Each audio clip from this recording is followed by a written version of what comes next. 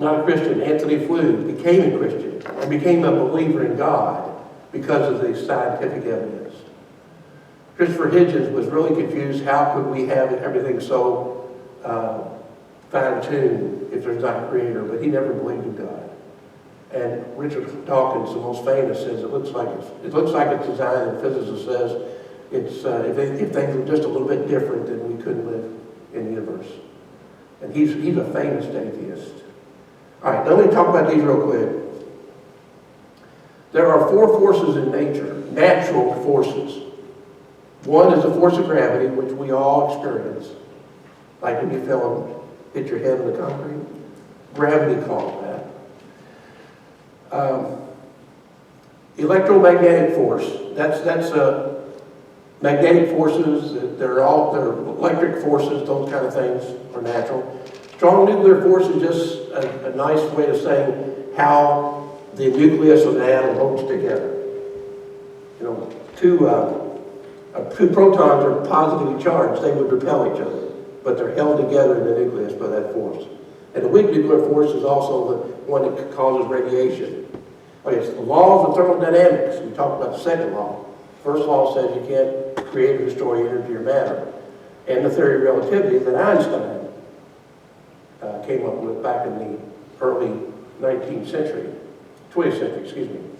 And I'm not going to go into all these. I'm going to tell you that all of those forces and those laws have been discovered by scientists. If they were just a little different, any of those, then we wouldn't be able to exist here. There wouldn't be planets, there wouldn't be sun, there would be nothing. If there was a universe, it'd just be a bunch of hydrogen atoms bumping into each other. That is so fine-tuned. Let me just give you one example, and that's gravity. Force of gravity, see that formula there? F equals G times M times little m divided by r squared. Now what does that mean? Well, m is the mass. Let's make it personal to you. For you, what is the force? F is actually your weight, how much you weigh. M, big M, is the mass of the earth. That formula says 2 bodies are attracted to each other because of their mass, okay? Big M is the mass of the earth. Little m is your mass. And r squared, r is the different distance between you and the center of the earth. So you calculate all that out, and when I did that, I came up with about 100 and some pounds that I weighed. Back in 1965. But anyway, the G right there says that is a constant. Now, how do we know what that constant is? Well, we have figured it out by experimentation. First guy did was Sir Isaac Newton. He sees that gravity is not just a good idea, it's a law. Sir Isaac Newton discovered gravity or figured out what it was. Okay? He came up with that formula. They've refined it since then, but that big G is a number. It's a constant. Now, if that G was a slightly larger number, then you would have the sun would be too hot, would burn too rapidly, and nobody would live. If slightly smaller, stars would be too cool to ignite nuclear fusion.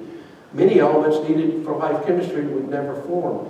The point is that number seems arbitrary. Somebody, we know who, decided what it would be. He decided to be that because it would be so his people could live. I mean, there's no other explanation of that. There's no other explanation of any of the laws of physics or any of the forces. If any of those forces are just a slight bit, and I say slight bit, 0.00001% different, we wouldn't be here. We couldn't be here.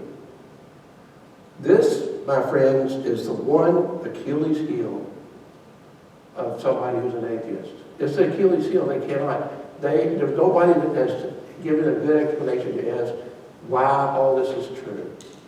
And you just heard atheists or agnostics say it looks like it's designed.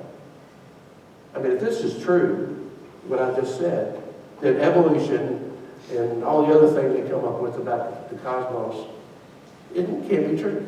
Because there's somebody behind it, a supreme being that decided gravity would be this value. No other explanation. And again, in the discussion of science and God, I quite often say this. Science has no answers to these questions. What's the source? What's the origin of the universe? Second, what's the origin of life? Third, why are all the natural laws and all the constants in the universe what they are? How did that come about? Who made that decision? And they just don't have any answers to those things. And their answer is always, well, we just do not know enough yet. That's it. So anyway, move on here. Now this is the answer. Psalm 19, 1 through 4. The heavens declare the glory of God. The skies proclaim the work of his hands. Day after day, they pour forth speech. Night after night, they reveal knowledge. They have no speech. They have no words. No sound is heard from them, yet their voice goes out into all the earth, their words to the ends of the world. Also in the New Testament, in Paul's writings, he says, in Romans, we are without excuse.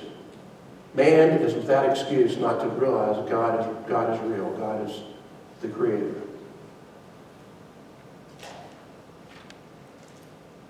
And that's it. I want you to realize something. I don't think you need to get the minutiae of detail. I mean, I went to engineering school and I understand physics, I understand all that. And I got into it real deeply, into all the formulas and all the things like that. I don't think God calls all of us to know this stuff. But he does call us to understand that the truth is that he created it. And we're created in his image, just like the Bible says. And science, true science, will back that up. And that's what you need to know as people who can have more confidence in what you believe. Great.